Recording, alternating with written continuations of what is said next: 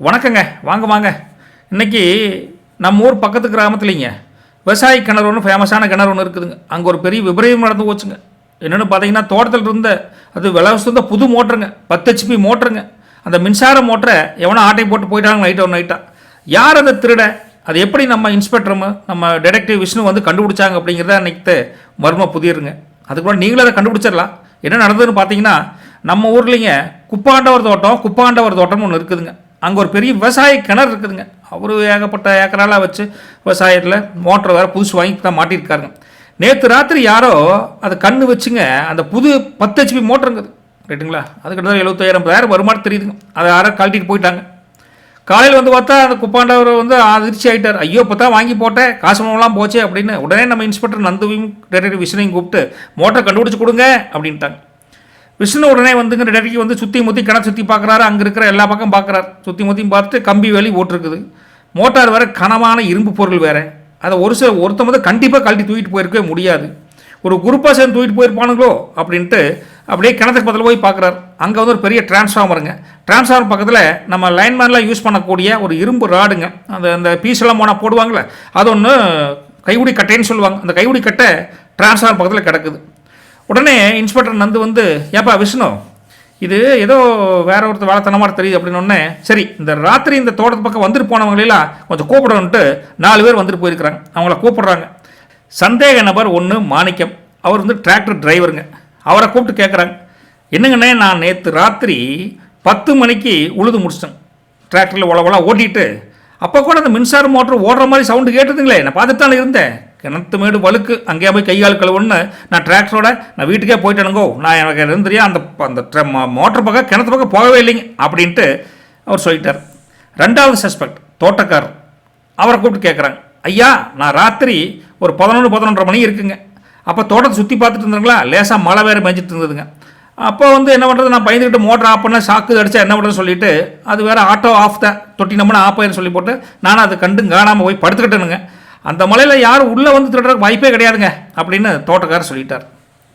3வது நபர் பக்கத்து தோட்டத்தில் இருக்கக்கூடிய ஆளுங்க ரைட்டா. அவரை கூப்பிட்டு கேட்குறாங்க. அவங்க என்ன சொல்கிறாங்க, ஏங்க, நான் நேற்று காலையில் வெடிக்காலை ஒரு 4 மணிக்கு வழக்கம் போல் தோட்டத்தில் தண்ணி பாய்ச்சலாம் அப்படின்னு வந்தனுங்க. அப்போ தோட்டத்து வெளி பக்கமாக ஒரு லாரி நிற்கிறத பார்த்தனுங்க. லாரி நிற்கிறத பார்த்தா, ஆனால் அப்போ வெளிச்சம் வேறு சரியா இல்லைங்களா. இருந்தாலும் அந்த மோட்டரை 2-3 பேர் தூக்கி லாரியில் வைக்கிற மாதிரி பார்த்தேன். நான் ரிப்பேராக தெரியுது, காலங்காலத்தில் வந்து பார்க்குறேன்னு நினச்சிட்டு போனானுங்க அப்படின்னு சொல்கிறார். சரி, அடையாளங்க தெரிஞ்சு அப்படின்னு கேட்டப்போ, இல்லைங்க, அது நேற்று டிராக்டர் ஓடிட்டு இருந்தாலும் ஒரு பையன், அவன் மாற தெரிஞ்சுதுங்க, ஆனால் சரியாக தெரியலிங்க அப்படின்ட்டு அவரும் ஒரு குழுவை சொல்லிட்டு எஸ்கேப் ஆயிடுறார். குழு ரைட்டுங்களா. அடுத்தது சந்தேக நபர் வையாபுரி. அவர் ஒரு அந்த ஏரியாவுடைய லைன்மேன், இபி ஆஃபீஸில் ஒர்க் பண்ணுறவர். அவரை கூப்பிட்டு கேட்டோன்னே, ஏங்க, இந்த ஏரியாவில் கரண்ட் இல்லைங்க, நைட்டு 10 மணி வரைக்கும் கரண்ட் இருந்ததுங்க, 11 மணிக்கு கரண்ட் போச்சாட்டு தெரியுதுங்க. உடனே யாரோ ஃபோன் பண்ணி சொன்னாங்க, 3 பேஸ் லைன் வேறு நைட்டு விடணுங்க, விட்டாத்தான் மோட்டர் தண்ணியெலாம் எல்லா மோட்டர் ஓடுன்னு வச்சுக்கலேன். அதுக்காக நான் நைட்டு மழைன்னு பார்க்காம முக்காடை போட்டுட்டு வந்து டிரான்ஸ்ஃபார்மர் பீஸ் போயிடு தெரியுன்னு பார்த்தேங்க. அந்த டிரான்ஸ்ஃபார்மர் வேறு நம்ம ஐயா தோட்டத்தில் குப்பாண்டவர் தோட்டத்தில் இருக்குதுங்க. அங்கே தான் பீஸ் போயிருந்ததுங்க. பீஸை போட்டு மலையில் அந்த கட்டையை விட்டுட்டு போயிட்டாங்க. அதை வச்சு தான் பீஸ் போட முடியும்னு வச்சுக்கலாம். அந்த கட்டையை விட்டுட்டு போயிட்டானுங்க. சரி, காலையில் எடுத்துட்டாலும் பார்த்தேன், நீங்கள் அதுக்குள்ளே என்னை வந்து கூப்பிட்டு என்கொயரி பண்ணுறீங்க, நான் அந்த மோட்டரை பற்றி சம்மந்தமே இல்லைங்கோ அப்படின்னு இபி லைன்மேன் அவர்னு சொல்லிட்டார். இதை பார்த்துட்டு இருந்த நந்து விஷ்ணும், இன்னும் எல்லாருமே ஆளுக்கு ஒரு காரணம் சொல்கிறாங்க, இல்லை ஒத்துக்கிற மாதிரியே இருக்குது, பட் யாரோ திருடி இருக்கிறாங்க அப்படின்னு நினச்சிட்டு கண்டுபிடிச்சிட்டாங்க. கடைசியில் சுற்றி முற்றி பார்த்து கண்டுபிடிச்சிட்டாங்க. அது யார் அப்படிங்கிறத இந்த கதையில் நான் சொன்ன விஷயத்திலே விடை இருக்குது. ஒரு 10 செகண்ட் டைம் எடுத்துக்கங்க, யாருன்னு கண்டுபிடிங்களா.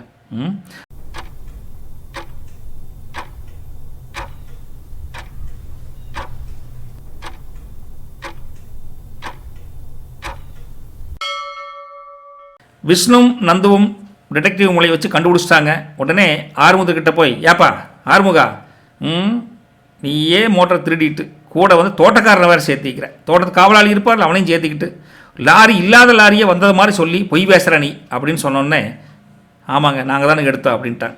எப்படி இதை கண்டுபிடிச்சாங்க அப்படின்னு கேட்டால் வேற ஒன்றும் இல்லை. ஆறுமுகம் என்ன சொன்னால், வெடிக்கால ஒரு 4 மணிக்கு நான் பக்கத்தோடலேருந்து பார்க்குறப்ப வெளிச்சம் வேறு இல்லை. வெளிச்சத்தில், ஆனால் அந்த நேரத்தில் லாரி நிற்கிறத பார்த்தேன். வெளிச்சமே இல்லாத இடத்துல அதுவும் தூரத்தில் இருக்கிற எதை எப்படிங்க பார்க்க முடியும், ஒன்றுமே தெரியாது. ஒன்று பொய்.